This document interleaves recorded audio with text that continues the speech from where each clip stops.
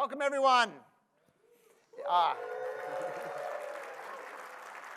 Okay. So my name is Mark Rosewater. I am the head designer for Magic the Gathering. So in October of this year is my 30th anniversary working on Magic. So. Okay, welcome to MagicCon. So today's talk is the 20 most influential card designs of all time. What exactly does that mean? Let me lay down some ground rules. First and foremost, this is all my opinion. And I'm biased, and you will see bias in this. But it is my opinion. My talk, my opinion.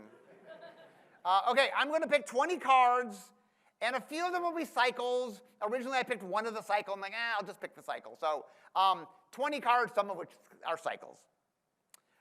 And they each do the following. They were very popular when they came out. That was important. I want to make sure that the audience really adored them.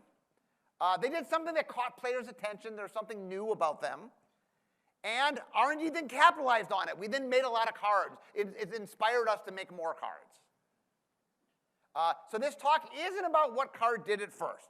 For example, do you guys Taste of Paradise? What did Taste of Paradise do before anybody else? It was in alliances. It was kind of the first kicker card. But no one plays it, or very few people play it. So this is not a history thing. I'm talking about popular things. These are cards that stuck their landing and made history. Cards that R&D said, we should do that again. Okay, you guys ready? Okay. With that out of the way, on we go. Number 20, Mindslaver.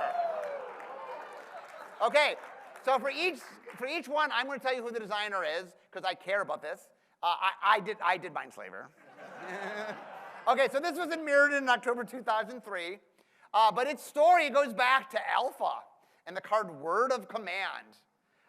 So this is the current text of Word of Command, but this is the Alpha printing of it. Okay, so the idea of Word of Command, how many people here have ever even played Word of Command? Okay, so imagine that you and your opponent, you have a Word of Command in your hand, and your opponent, let's say they have a Swords of Plowshares and a Plains they can cast it with.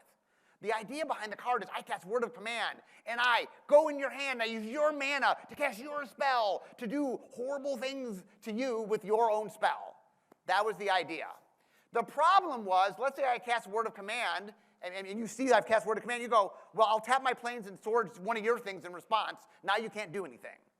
So Word of Command never quite worked the way we wanted to. So, but I liked the concept, and so it was my dream to make Word of Command 2.0. How do we make a better Word of Command? Essentially, how do we make a Word of Command that does what Word of Command wants in a way that Word of Command really didn't do?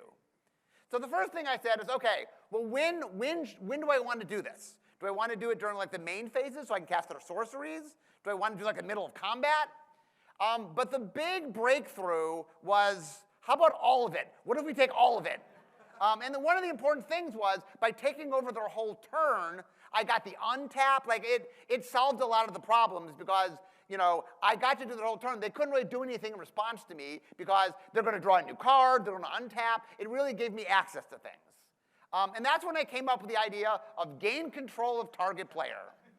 I was very proud of this, by the way. So at the time, I was working on Tempest. Tempest was my first lead. And there was even somebody in Tempest, this guy, Volrath, who I thought would be perfect. When Michael and I wrote the character, we thought that he had this device that he can control people's minds with. And in the story, he actually controls Gerard for a little period of time. So it's called the Helm of Possession, because he could possess people with it. So what happened is, I go to, that's me, and I go to the rules manager, Tom Wiley. He was the very first rules manager. So I say, can we make this? Because I come up with ideas that aren't always doable, and gain control target player sounded a little out there. And Tom said, I think so. So we commissioned the card, we got the art, Mike and I put it in the story, and we were all ready to go. And then Tom came back to me and said, yeah, I can't make it work. So if you remember, Helm of Possession, not quite the glorious thing. It got a creature. You could steal a creature, but Magic could do that. So that wasn't, Control Magic was an alpha. So that wasn't anything particularly new. But I remembered the card. I liked the card. Years later, Mirrodin is happening. And I'm like, I was looking for cool things you could do. What are cool artifacts you could do? So I thought back to this card, and this booster pack might tell you what happened. So I go to the new rules manager at the time, because I wanted to make game control target player. So Paul Barkley was the rules manager at the time. One of the tricks of being a designer is every time there's a new rules manager, see if they'll let you do something. And so I went to him and I said, can we make this? He goes, I think so. Now, I've been here before. You know, I've learned to be cautious. But eventually, he said, I figured it out. We can make it. And so we made Mindslaver. I did make one mistake. So while this is influential cards, if I could go back in time, I would add 2 words to this card. Can everybody guess the 2 words? Exile Mindslaver, yes. Taking over control, it's cool. Doing it constantly, not so cool. So in retrospect, I wish I'd added that. Okay, so game control target players become a thing. It was a very grandiose idea, and obviously we've done it some more. But the bigger thing to me is just the idea of the importance of cool text. Like, for example, I'll use time stop here. Like, end the turn. What does that mean? Well, it's a cool idea. Okay, we have a reminder text telling you what it means, but there's a lot of value in having really short, pithy, exciting things. And I believe that Mindslaver really put the stake in the ground and really made us do a lot more of that. And so that is why Mindslaver is number 20. Number 19, Form of the Dragon. So this was designed by a designer named Brian Tinsman, okay, in Scourge back in 2003. So here's what Brian thought. Brian said, I want to make a card that makes you a dragon. You, the player, become a dragon. And he said, okay, that sounds really cool. He knew he wanted to be a rare, because that seems like a rare card. Mythic Rare didn't exist yet. And he goes, it's got to be an enchantment, because I'm turning you into a dragon. So Brian said, okay, what is the best dragon in Magic? What is the most typical dragon in Magic? So, of course, Shivan Dragon. So he said, okay, you are becoming like a Shivan Dragon. What does that mean? Well, first, you're a creature. You're now a dragon. And you can breathe fire. And you can fly. Like, okay, that's what it means to be a dragon. So Brian said, okay, how do I do that? How do I show that you can breathe fire, that you're a creature, you can fly? How do you do that? So breathe fire, he said, what if you could do damage directly to things? Like, you're a dragon, you can just blow, you can do damage. And then for flying, he said, what if creatures without flying couldn't attack you? So there was a card that did this at the time called Moat. Not really a red ability. We had a lot of discussions about the color pie at the time. But the idea was, well, in the larger grand scheme, becoming a dragon felt super red. And we're like, okay, we'll let this bend specifically for here. It's not something red will normally do. And then for I'm a creature, he said, okay, let's think about Shivan Dragon. Shivan Dragon's a 5/5. Well, what if so how did creatures work? Well, at the end of the turn, if you're not dead, you go back to your full health. So the idea is you're like a Shivan Dragon. You have 5 health.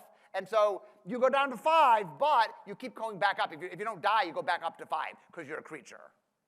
And so Brian gave it a cost that he thought was appropriate. Obviously, we've made more of these, a bunch in silver border sets, but it's fun to become something. But once again, I think the real legacy of this is not these particular cards. It's the idea of what I call all-in, top-down design. And what I mean by that is take this card, erase all the creative from it. What is it? It's a lava axe, sort of a forsaken waste. It's a moat. What is, like, without any flavor, it doesn't mean anything. It just seems like random abilities. That it's only that when you put it all together, then it makes sense. And that's really inspired us. I mean, we really started making a lot more designs where, like Crow and Horse has a famous story where we changed the name and no one understood what the card was. And the ones who said, oh, it's Trojan Horse, I get it. And so we've definitely made a lot of things, and that is, this once again, is a real go-to for R&D of, there's a lot of fun of making things that are very much top-down. And we've done it a whole bunch of times. Okay, that's why number 19 is Form of the Dragon. Number 18, Ajani's Pridemate. This was designed by Matt Place. Okay, so this is back in 2011 core set. Okay, so Lorwyn, many years before, introduced these 5 guys. But Lorwyn 5, it's Ajani, Jace, Liliana, Chandra, and Garruk. Very famous planeswalkers. So for Corsa 2011, they decided they were going to put exactly these 5 in, the cards from Lorwyn, the art from Lorwyn, because the art from Lorwyn is amazing from Lorwyn. And then they said, we're going to do a cool thing. We're going to do a cycle of commons that represent them, that they'll appear in the art and be in the name. And then we'll do a series of uncommons, a cycle of uncommons. So one of these is the one to talk about, which is Ajani's Pridemate. Okay, so Matt was like, okay, I want to make a card that references Ajani. So he said, well, let's go to the source. Let's look at Ajani. So I said, okay, what does Ajani do? Well, he gains you life. He puts counters on things. And he went back and forth. Should I do life gain? Should I do counters? And then he just said, why not both? And so the idea essentially was, we know players like life gain. They've liked it since the beginning of time. We know they like counters. They've liked it since the very beginning. So the idea, he said, is what if one of them was the input and one was the output? And I think he tried both versions, but life being the input and plus counters being the output ended up being the coolest version of it. And so that's what we made. We've done this ability a whole bunch of times. We put it on vampires. We put it on clerics, some of which were vampires. We put it on druids, some of which were vampires. We did it on soldiers and knights, although none of them so far have been vampires. Unicorn, fairy, angel, demon bear, zombie wall, enchantment. So this has been a go-to thing. It's just something people really enjoy. It was, for a long time, the most redeemed card in Arena. So there's something just, at its core, very exciting. Oh, and one of the things, by the way, is we have lingo in R&D. So when we talk about making a Pridemate, we mean making one of these. Normally, if it gets lingo in R&D, we've done something right. There's something that we have to give it a nickname because we do it enough. So that's why number 18 is Ajani's Pridemate. Number 17, Gonti, Lord of Luxury. So this was designed by Ian Duke in Kaladesh in September of 2016. So Ian was the co-lead of the development. I, along with Sean Main, were the co-design leads, and he did development with Eric Lauer. So it started, they knew the character existed. The character had a name. They knew what he was. They knew he was an Aetherborn. So he knew he was designing a legendary creature. So he went to the creative team and said, okay, well, what is he all about? And they said, well, basically, he's a crook. And so Ian thought back. There's a card in Theros called Psychic Intrusion, where you stole cards from your opponent's hand. And he really liked that idea. But he said, instead of the hand, what if you stole from the library? Now, I've been working on this for a month, and like a day before I came here, it got pointed out to me that I forgot a card. There's a card in Gatecrash called Nightveil Spectre that was popular. So this card, it was designed by Ethan Fleischer. This card also probably influenced this design. We in R&D refer to it as the Gonti effect, not as the Nightveil Spectre effect. So when I think of this card, I really think of Gonti, but I don't want to besmirch Ethan, because Ethan did make Nightveil Spectre. Anyway, so he said, okay, I'm going to make a card that steals from your opponent's library. And he came up with a cool effect, like I attack, and I look through the top cards, and I take a card, and then I can now cast it. And he gave him Death Touch just because it matched the character and the Aetherborn. They suck the life out of things. He gave it power toughness. He gave it the right cost. Anyway, this effect has gone on to be something that people like, the idea of stealing stuff from opponent's library. Every time we do Gonti, we seem to do this effect, but we refer to it as the Gonti effect. And we've done it on creatures. We've done it on enchantments. We've done it on all sorts of card types. But not just stealing from the library. We like stealing from the opponent. So you can steal from the opponent's hand. You can steal from the battlefield. You can steal from opponent's graveyard. You can steal from the stack. Look at all the zones. And that is why number 17 is Gonti, Lord of Luxury. Number 16, Ball Lightning. Okay, so Jesper Mirfors designed this card. So Jesper Mirfors, by the way, was Magic's very first art director. And along with Chris Rush, he designed the card back and the logo. He designed the card frames, or the initial card frames. He did the mana symbols. And he was one of the original artists of Magic.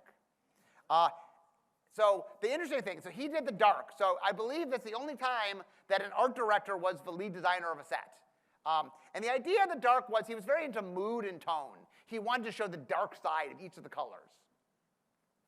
Now, when Magic began, we had direct damage from the very beginning. We had creatures from the very beginning. Red did both. And we even had some creatures that sort of could do direct damage. But Jesper was really interested in the following idea. He goes, could you do something that is both creature and direct damage?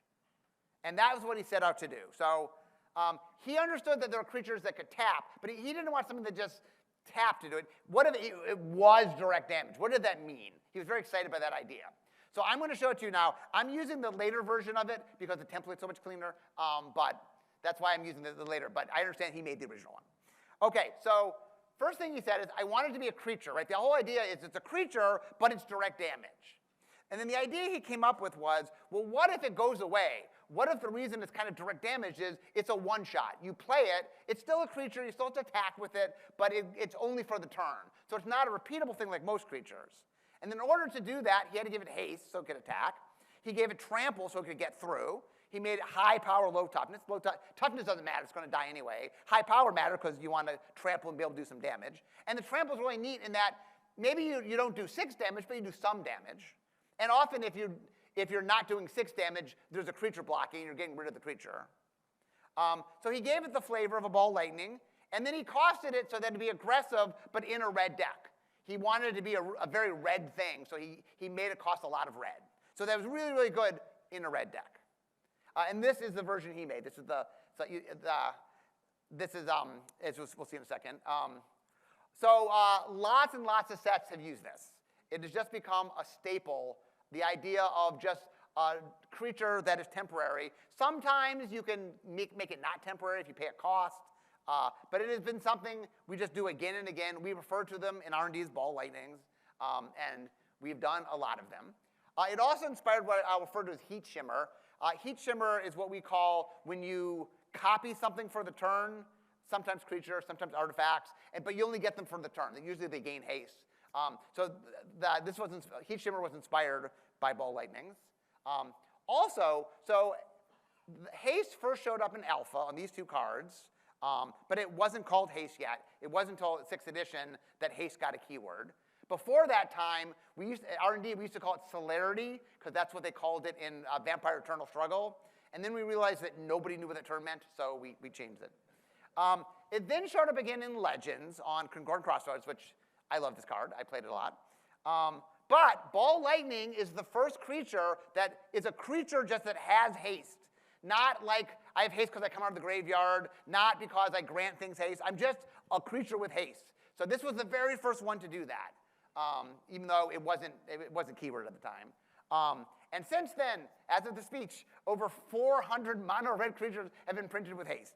So Ball Lightning really influenced a whole bunch of things. So that's why Ball Lightning is number 16.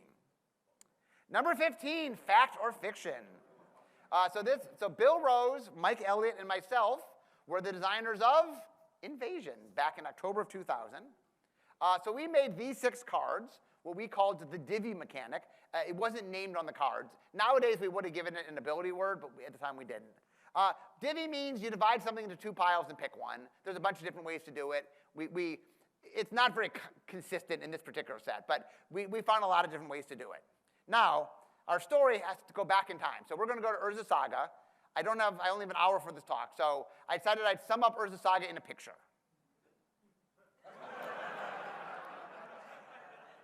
So this is Peter Atkinson. He was one of the 5 founders of Wizards and Wizards' very first CEO. This was Magic R&D at the time. You can see a young me there. So he called us in his office. This is the only time he ever called us in his office. And he said, if you make another set this broken, you're all fired. That's the only time I've ever been called to the CEO's office because the set was broken. By the way, the next set we made was Mercadian Masks. At some point, we're talking, and Bill says, look, we need to find some developers that know how to break sets. Does anyone know where to look? And I said, I have an idea. So it turns out for the first 8 years of the Pro Tour, I worked on the Pro Tour. I ran the feature match areas. I oversaw the commentary on the final day. And I was the player liaison, meaning if you wanted to say something to one of the players that was uncomfortable, you talk to me, and then I would talk to them. Anyway, I got to know them very well. So one of the players I got to know was a guy named Randy Bueller, who won the very first Pro Tour Chicago. I said to Bill, I think Randy would be a great fit. And so he was the first person off the Pro Tour that we hired.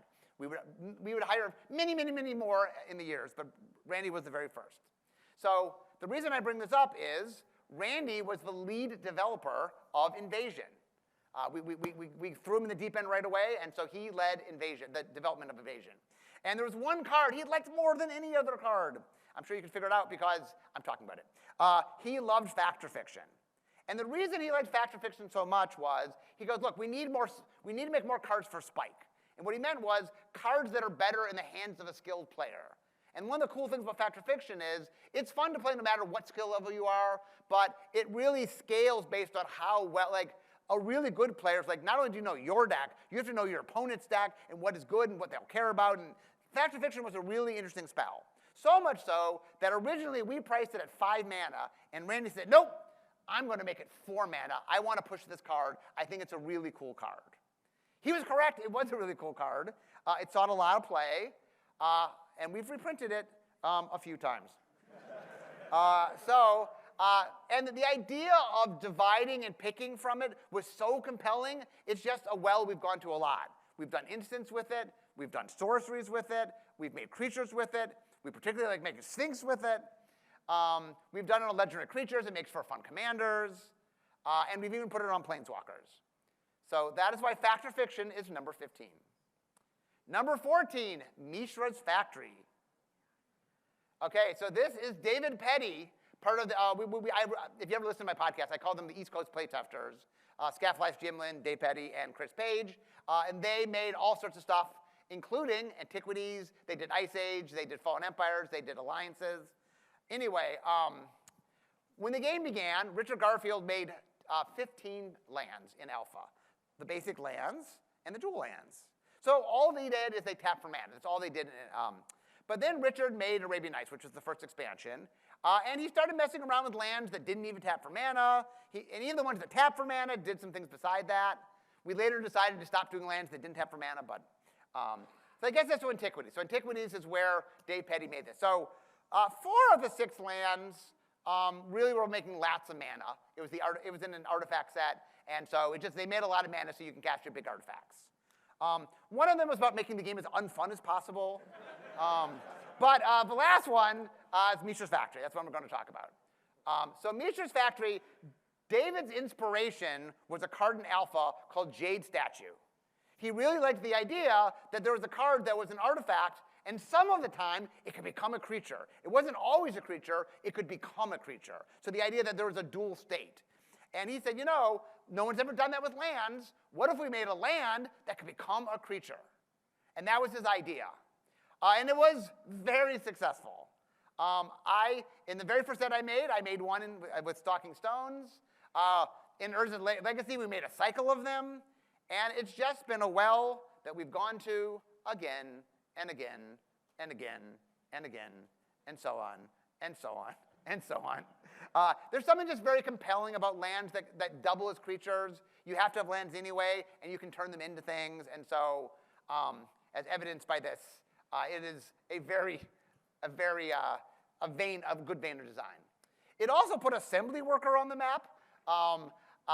So we had to hyphenate it because other than time doctors, all creatures are one word. And so every time you see assembly worker, that's us making a throwback to Mishra's Factory. We even made a throwback in Urza's Factory in Time Spiral. Also, this is not designed, but I'll point it out. Mishra's Factory was one of the very first cards in Strip Mine that had multiple art for the card. Mishra's Factory had the 4 seasons, for example. So that is why number 14 is Mishra's Factory. Number 13, Akroma, Angel of Wrath. So Bill Rose designed this card in Legions in February of 2003. For those who don't know the story, there was a guy named Ixidor who could shape reality. He could sculpt it. And one of the things he made was an angel named Akroma. Now, Ixidor dies in the story. Akroma, not so much. And Akroma, in the second set, fights, who knows who she fights? Phage, that's who she fights. They would later meld together with a third person into another creature. I'm not going to talk about that. Not one of our finer moments. But anyway, we knew we wanted to make cards. These are the 2 big characters. We wanted to make cards out of them. So I made Phage. Phage's whole thing is she kills everything she touches. So I came up with this cool design that said, if I touch a creature, I kill it. If I touch a player, I kill them. And that was the first time we ever did player destruction. Akroma was designed by Bill.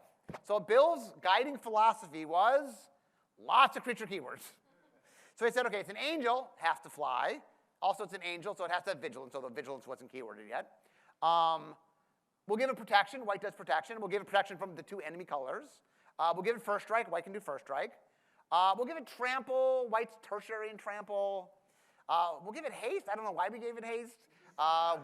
This is the only, by the way, this is the only mono-white card that doesn't require to have a mountain or red mana to have haste, ever in the history of the game. So I would consider it a break, but for Akroma, we said okay, but we don't normally do that. He made it 8 mana, 6/6, and then we give some flavor text. Now, he asked me my opinion of it, and I said I didn't like it. Not because I thought the card wasn't cool, I just didn't think it's like Akroma in the story did all these different things, and this didn't, to my mind, match Akroma. But I was just wrong. This is one of the most popular cards in the set. We had on the daily MTG, we did a head-to-head of the 64, this is back when there weren't 8,000 legends. We had a 64 head-to-head, and she won. And she got to be, she had a theme week. She's the only card ever to have a theme week.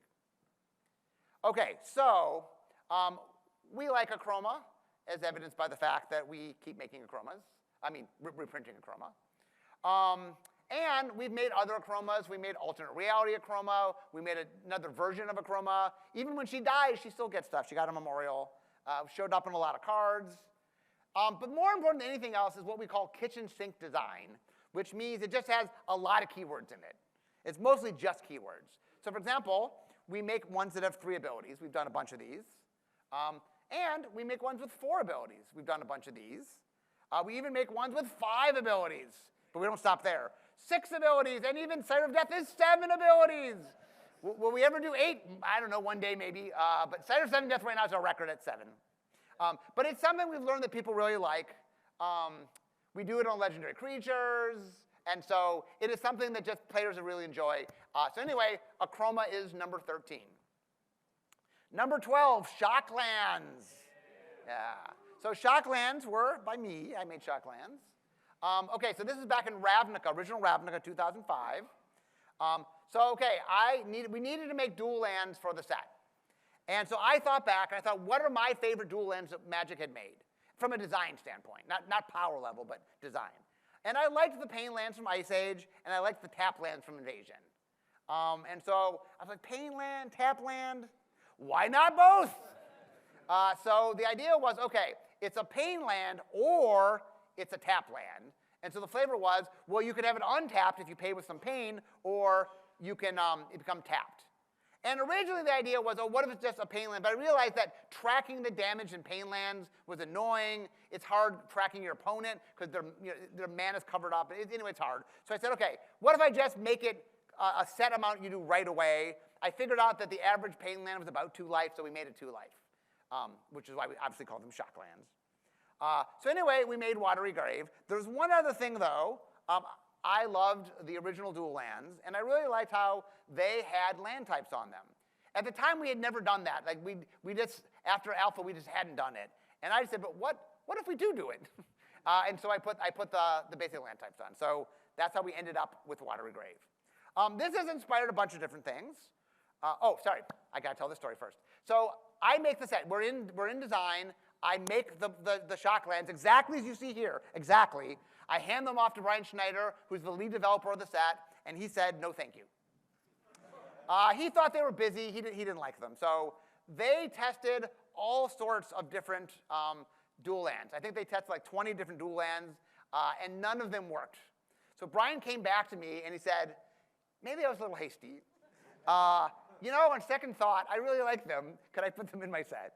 And I said, absolutely. And so they did go back in the set.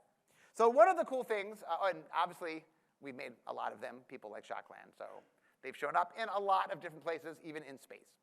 Okay, so they have paved the way for a couple things. One is the idea of front-loading life so that you can have a choice of whether they're untapped or not. We did that, obviously, with the MDFCs in Zendikar Rising. They've showed up on individual cards. Obviously, we made more MDFCs. So the idea of that is something, and more are coming. More of using lands to untap, life to untap. Also, the idea of basic lands, R&D was very scared of it, and I sort of put my foot in the water and said, let's just do it. The popularity of shocklands really made it something that we've gone to many, many, many, many times.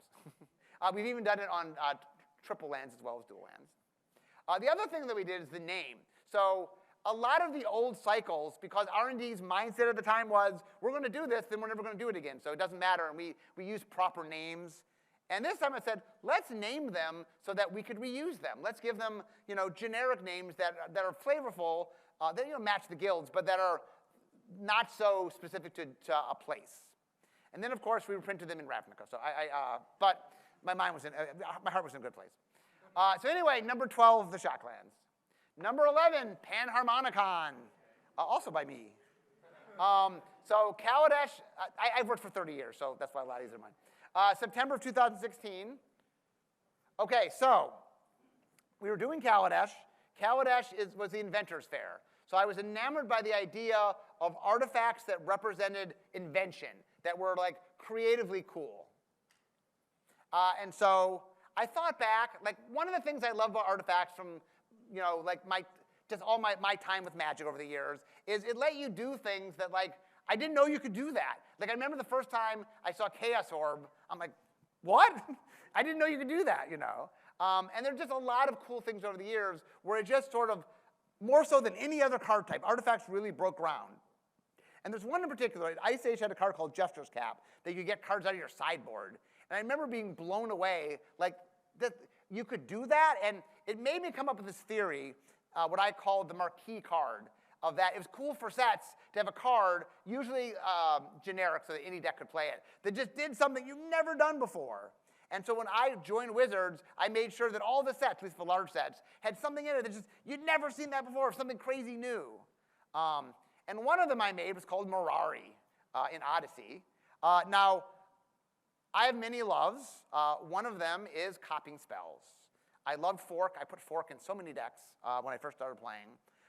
And so the idea was, I liked the idea of copying things. So I said, could I copy something new? What else could I copy? And the idea I got was, what if we copied, at the time they were Enter the Battlefield effects, now they're just Enter effects.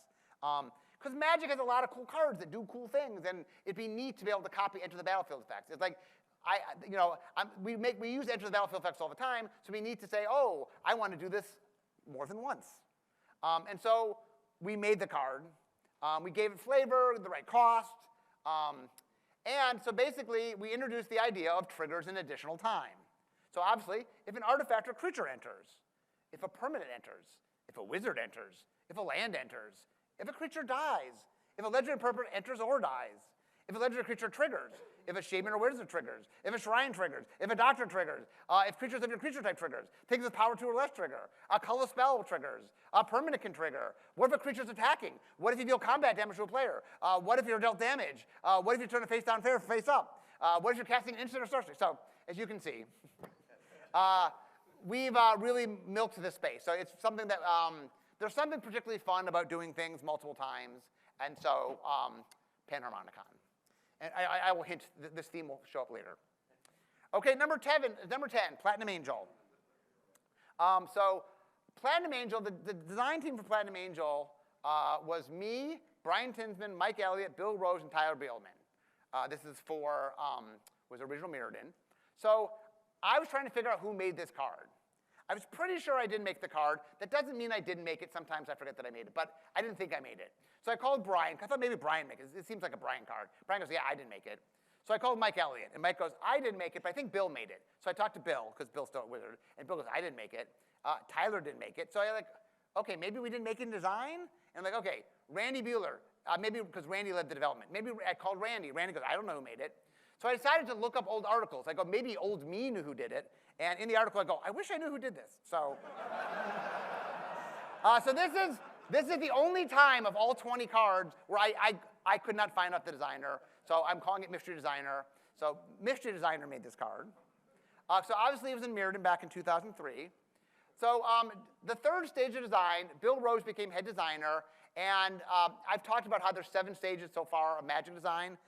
So Bill's idea that really what the third stage was built around was him saying, what if blocks had mechanical themes? Oh, blocks, for those that might not know, are when 3 sets in a row are about in the same world and have connected themes. So Invasion was a multicolor block. Odyssey was a graveyard block. Onslaught was a typo block. And Mirrodin, we decided was going to be an artifact block. And not just an artifact block, an artifact world. A metal world with metal woven into the world, woven into the creatures. It was very core to it. So we had the idea very early on that it'd be cool to have an angel that was an artifact creature, a mechanical angel. And so much so that we commissioned the art before we even knew what the card was. So we had this art. We commissioned the art. So when we went to design the card, that's where we started. So we don't normally design art. That is not something we do. We do it a little tiny bit, but most of the time we make the card first and later we get the art. But this one, we had the art. So we knew it was an artifact creature angel. We in fact knew the name for it. It got named before we designed it. We knew it was going to be a platinum angel. And we knew it was going to be a rare. Once again, mythic rares didn't exist yet. Okay, so obviously it had flying, but what else? So I thought back to Jester's Cap and the idea that I wanted something that really broke out of the barrier. And that's when Mystery Designer spoke up. So Mystery Designer said, I have an idea.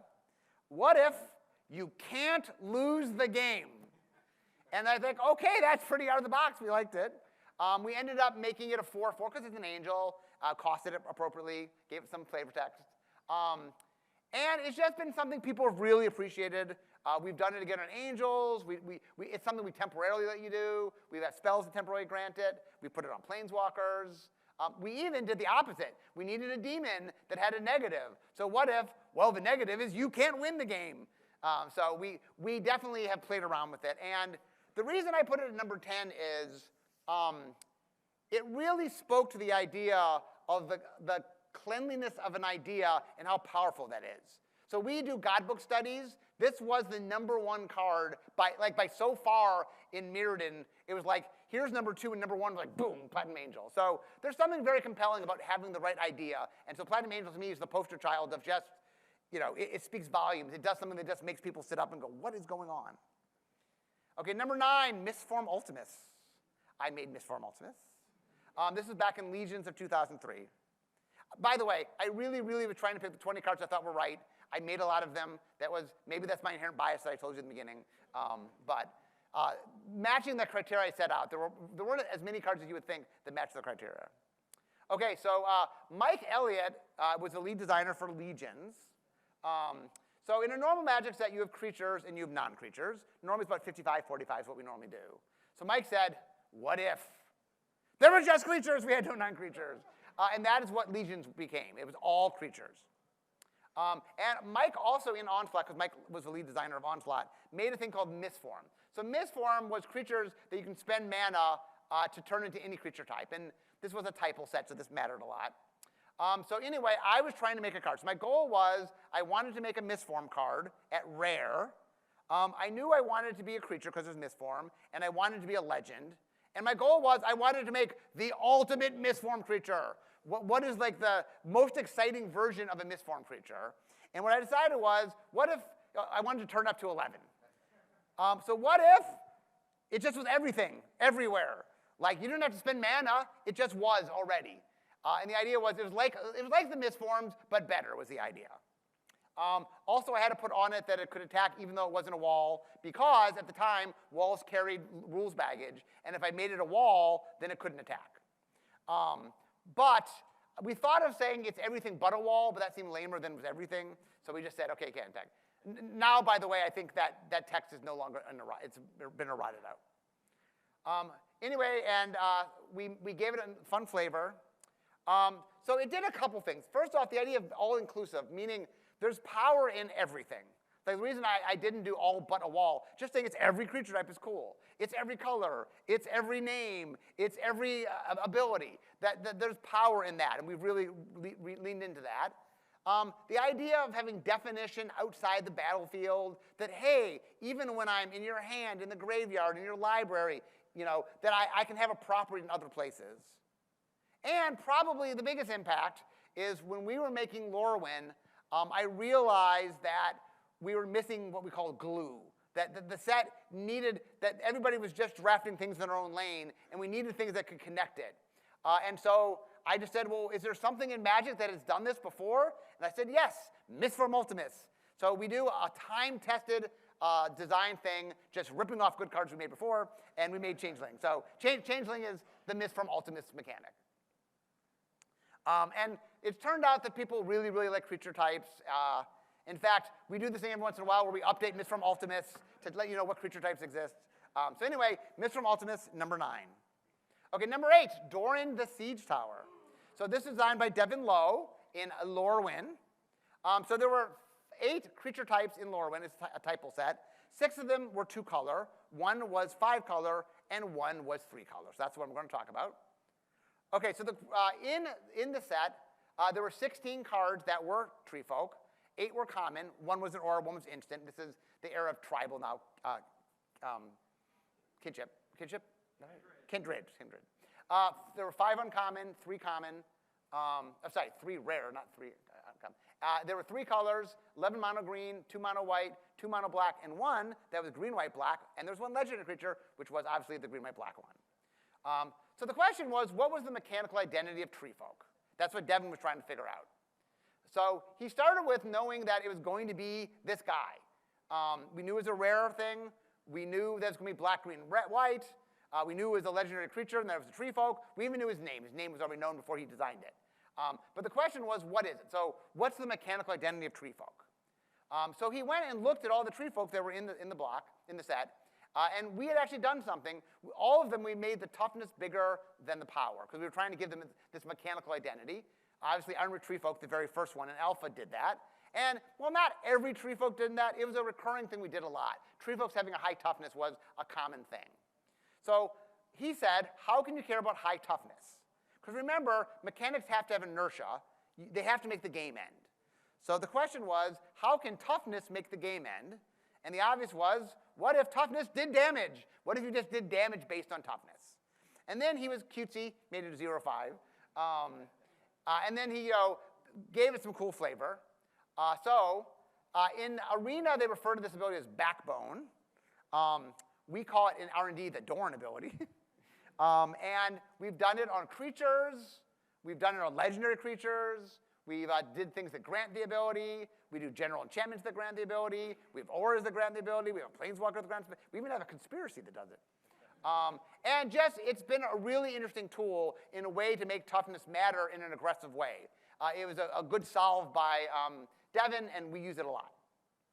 Number 7, the 2011 Titans. So this was, Aaron Forsythe made these, obviously in 2011 core set. So Aaron started by saying, I want to make a mythic rare cycle of creatures. And so Aaron decided he built it around a word. He said, I think Titans are really cool. They have cachet in pop culture. And to be honest, Magic really hasn't done Titans great. I think there's room to make Titans cooler. And so the first thing he did is made them giants. And he said, OK, what if they were 6 mana, 6/6s? That sounds pretty good. And what if, whenever they entered or attacked, they did something? Now, he gave each of them their own keyword, evergreen keyword. And then he picked something that made sense for the color. And obviously, there were 5 of them. And they went over like gangbusters. The idea of attack, enter or attack, was really powerful. So much powerful that we do it all the time. There's been over 100 printed. It's become a very, very useful tool for play design, meaning if I want to up the card and make it more impactful, one of the things in general is with attack triggers is you have to wait a turn for them to happen. But if you add the enter, you get it right away. You get payment right away. Titans, so Aaron was correct. He also put Titans on the map. Now there's something we're building around them. We're doing cycles. And so Titans are number 7. Number 6, Force of Will. So Chris Page, he's another one of the East Coast playtesters, along with Scaff and Jim and Dave. So this is Alliances, June 1996. So this story starts with The Duelists. Once upon a time, we made a magazine. And in issue 1.5, I made a puzzle column called Magic the Puzzling. For those that, because I haven't made these in forever, but the idea was it was like a puzzle. The game would be in progress, and I would give you a goal. Usually the goal is win this turn. And then you have your hand and stuff in play. You can see what the opponent had in play, and you had to figure out how to win. And I made a whole bunch of these. In fact, I made so many, and they were so popular, I made a book of them many, many years ago. In fact, this is right before I came to Wizards, to show you how long ago it was. So 30 years ago. Chris Page was one of my editors. So Chris Page, while editing my thing, noticed something interesting. I always tapped down my opponent's land because I didn't want my opponent, like, I wanted a clean puzzle. I didn't want them messing with it. Well, the way to make sure they didn't mess with it is I tapped down their lands, because you can't cast anything if the lands are tapped down. And Chris said, So he made the pitch cards. Obviously, the most famous one is Force the Will. Why? Because it counterspells, and apparently that's good to do. So in order to understand this part of the story, we have to go back. It's June 1996. And then let's go back for the last year and a half of Magic before this point. So at this point, sets are coming out with some regularity. And then all of a sudden, there's a giant gap. There's 8 months. Homelands comes out. And for those who don't know their Magic history, Homelands did not go well. Not one of the strongest sets. It was overprinted.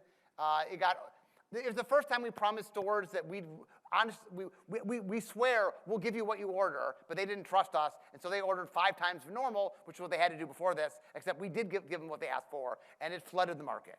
So anyway, there was a lot hinging on alliances. So our story involves, this once again is Peter Atkinson, and so customer service came to talk to him. Now, I've been searching the internet to find pictures of original customer service people. I could not find them. So this is the best I could do, so bear with me.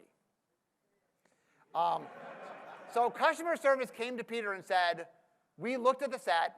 We think this set is bad. In particular, we think the pitch cards are an abomination. Magic should never do that. If you're tapped out, you shouldn't be able to do anything. And they said, we really think the audience is going to respond badly. We're customer service. We're the ones on the front lines talking with the players, and we can't recommend enough how scared we are. Because remember, there was an 8-month gap. A lot was on the line. And so they said to him, we're worried. So Peter listened to them, and he cut allocation in half. Instead of printing what they were going to plan to print, they planned to print half. So R&D, we weren't so happy about this. So we talked amongst ourselves, and we sent Scaff. So Scaff Elias created the Pro Tour. He was one of the early, he was a brand manager Magic for a while, and he's one of the East Coast playtesters I keep talking about. Scaff designed the Antiquities, Ice Age, and such. Scaff was, we sent him as our representative. So Scaff said, Peter, R&D has a deal for you. Here's what we're going to do. We're going to chip together, and we're going to pay for the second half of the printing. And all we ask is you to split 50-50 with us, split the money. And so the idea is you're at no risk. If it doesn't sell well, you lose not a dime. And if it does well, you still make half the money for money you don't even put out. And so Peter said, I hear what you're saying, and he put it back to 100. We could have made a lot of money.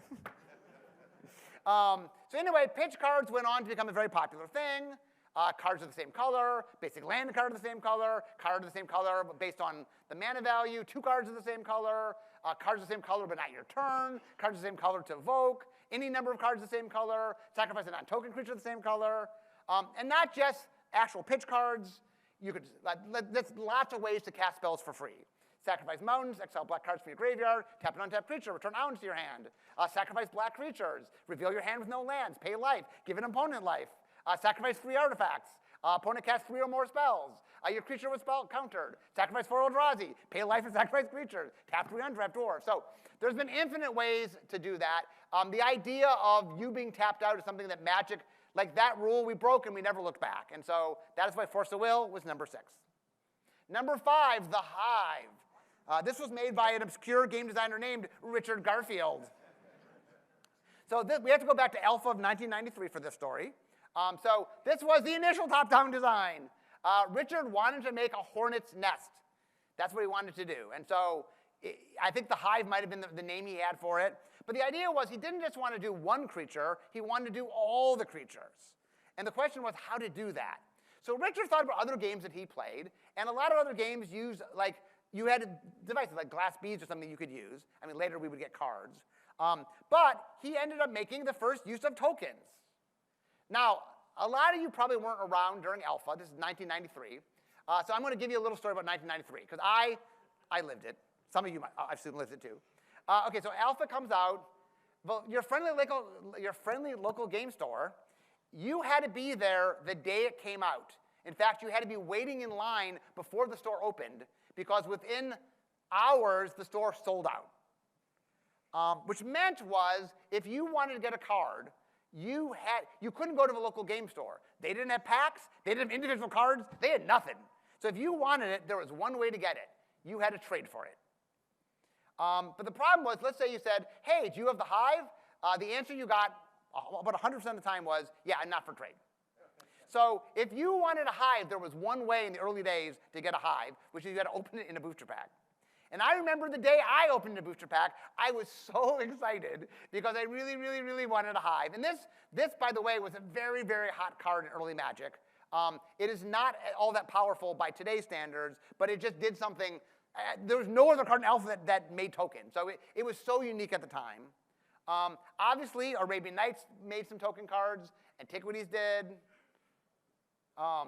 Legends did. And then we got to Fallen Empires that made so many that we had to do a punch-out cheat. So obviously it became a big thing. Tokens have become a huge part of Magic. We make non-creature tokens, obviously. That's become a big part. There's lots of mechanics that revolve around tokens. And so there are currently over 2,800 cards that use tokens. So number 5 is the Hive. Number 4, Mirage Charms. So Bill Rose made these. He got some help from his Mirage team, although Bill was the primary designer of them. This is back in Mirage in October of 1996. So Bill had a cool idea for a spell. He goes, but you know what? It's too weak. Like, it's not worth 1 mana. And he realized he kept coming up with spells that weren't enough. And then he had a really cool idea. What if these 3 spells were all on 1 card? What if the reason it was worth 1 mana was because the opportunity cost of having different things made it worth it? And so they made Charms and Mirage, and then also they made a Cycle and Visions. We then would make 3-color Charms, oddly, before 2-color Charms. We made Weird Charms in Planar Chaos. We eventually got to 2-color Charms. And we've made lots of Charms. We have a mega cycle right now of Charms. I'm not sure if this is a cycle or not, but people think it is. We've made a lot of one-of things that are Charms.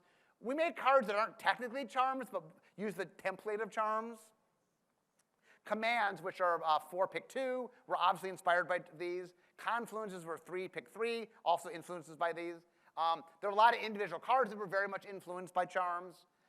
We have individual card designs that care about that. Just the idea of having choices has just become so core to what Magic is, and I attribute a lot of that to the success of Mirage Charms. So that's number 4.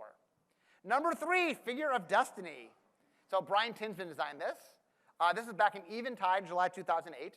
So Brian was very interested in progression. Magic had a way between, like, you could show a character changing philosophies or turning evil or just getting more powerful or dying or growing up. We started using tokens a little bit so you could see transformation. And we had tried, this is during Odyssey, we tried Threshold. The problem was we only had 1 picture. So this is a squirrel that turns into a beast, but you don't see the squirrel. You know, this is a black vampire becomes a white vampire, but you don't get to see both parts of it. So we then tried flip cards in Kamigawa, but none of them were a perfect fit. So Brian tried something, this is an Eventide, and he said, well, what if we use the creature type? So it starts as a 1/1 Kithkin, and then you can turn the 1/1 Kithkin into a 2/2 Kithkin Spirit, and then turn that into a 4/4 Kithkin Spirit Warrior. And that could become an 8/8 Kithkin Spirit Warrior with flying and first strike, that you could evolve over time, that 1 card could show evolution. Now, obviously, this whole structure, we use it a lot, we like it. It inspired the level up mechanic, inspired classes, which inspired talents. And just the idea of being able to show evolution inspired us to do double face cards, just because that is very compelling. So Figure of Destiny is number 3.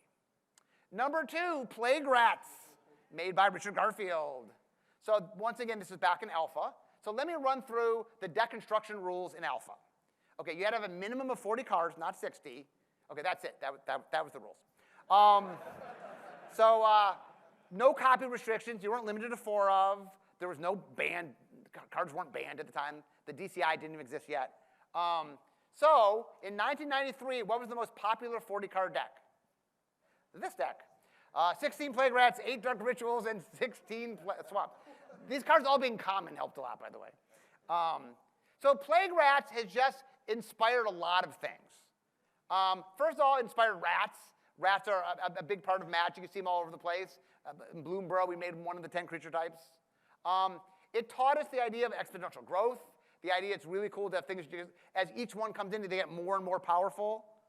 We made the relentless mechanic off it, the idea that I can have more than one, because in order to copy what plague rats were, because originally you could have lots of them, we made relentless rats, and so that inspired the relentless mechanic.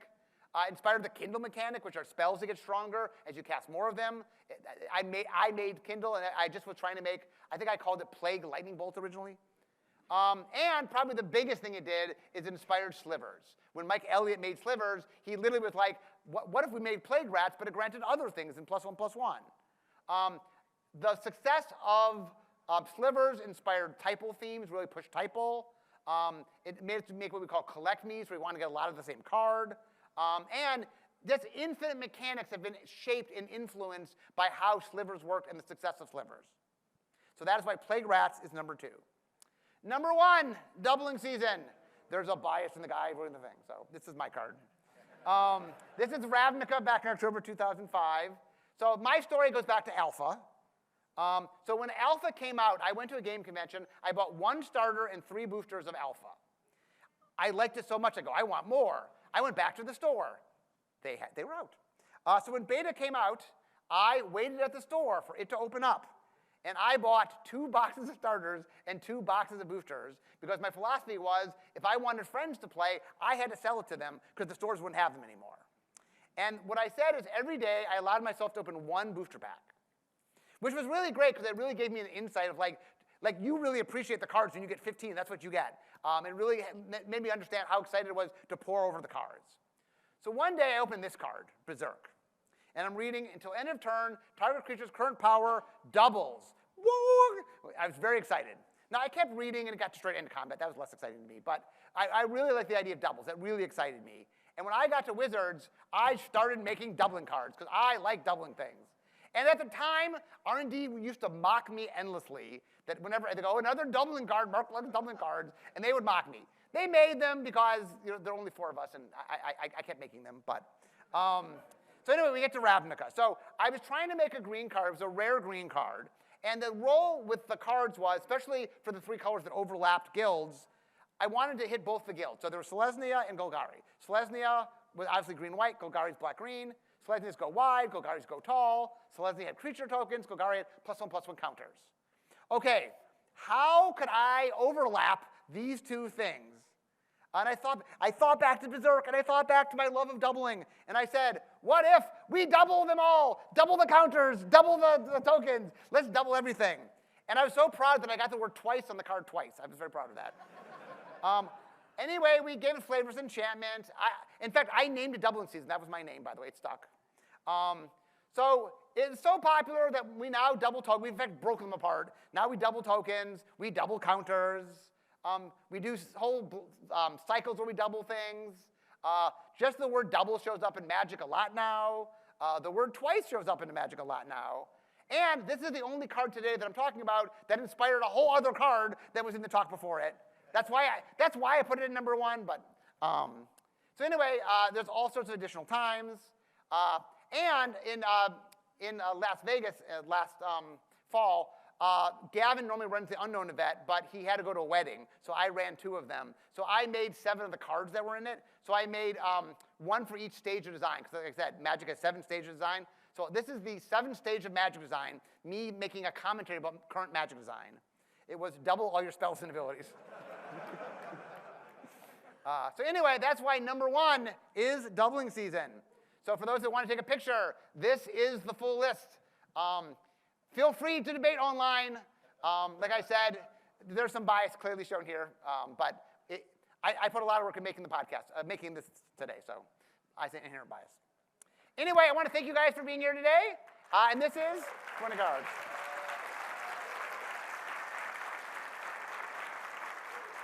So thank you.